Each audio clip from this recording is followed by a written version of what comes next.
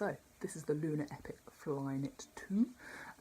The reason I'm doing a review on this shoe today is because next week we've got a very exciting review on the new Epic React. So I'm doing this shoe first because it's almost kind of the predecessor to the new cushioning and technology that's in that shoe. So first things first, we like to start on the upper. So what's great about this upper is it is using Flyknit. Now Flyknit for me was kind of that first new technology using the new weaves and yarns to kind of create the seamless fit, but also really good looking fit, as well as a nice tight snug fit.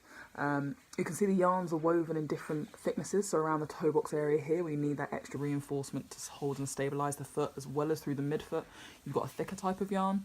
And then through the forefoot we can see a bit more breathability, a bit more increase in the shape of the holes there to allow that foot a bit more ventilation. Then coming in through the midfoot you can see the fly wire through there, so extra added contact through that midfoot, that seatbelt lockdown as we like to call it. And then coming into the heel, more reinforced Flyknit, a little bit stiffer, more firmly woven through there. And then just a little kind of superficial heel counter to hold you through the back. In terms of the midsole, so this midsole uses Lunar. Lunar is a kind of slightly firmer foam from Nike, but it is a very cushioned, responsive foam. In terms of the type of shoe that this is, it's definitely a neutral shoe, so looking for that runner that kind of doesn't really have high amounts of pronation. Now I've said it before, pronation is pronation, everyone pronates, but it's that kind of stable pronation where foot comes down, doesn't move it anywhere from that point and continues through to toe off.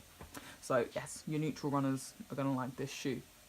In terms of fit, one thing I forgot, is around the heel cup. You see it cuts quite low, so really kind of gives you that nice snug feel and really seamless through the tongue on the top of the ankle. Full on booty construction around there, so it's really seamless in holding that foot. And as I say, the midsole is that Lunar cushioning, so a mix of soft and firm foams combined. Now we look at the outsole, which is one of the coolest things of this shoe. So they use kind of pressure mapping in terms of looking at where the main areas of force were based on the foot as it plants and drives off the ground. Obviously for your classic heel strikers, you can see you've got one through here, and then a couple in the forefoot and two at toe off.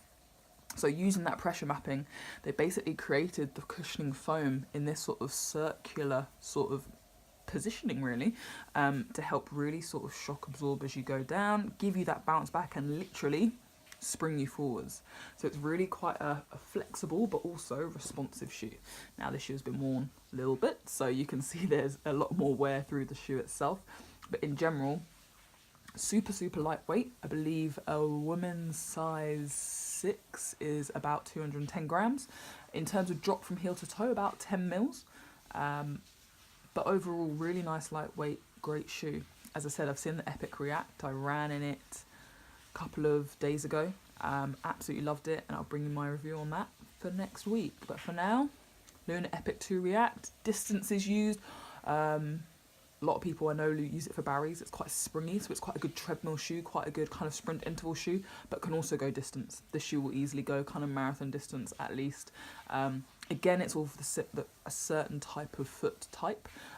Foot shape-wise, you can see it's quite generous the whole way through. Like there's nothing too narrow, a little bit through the midfoot maybe if you look on the outsole. But actually overall, because of the Flyknit, because of the fly wire, really helps to lock that foot down. So yeah, Lunar Epic 2. Give it a shot, and yeah, if you've already got it, look out for the Epic React next week.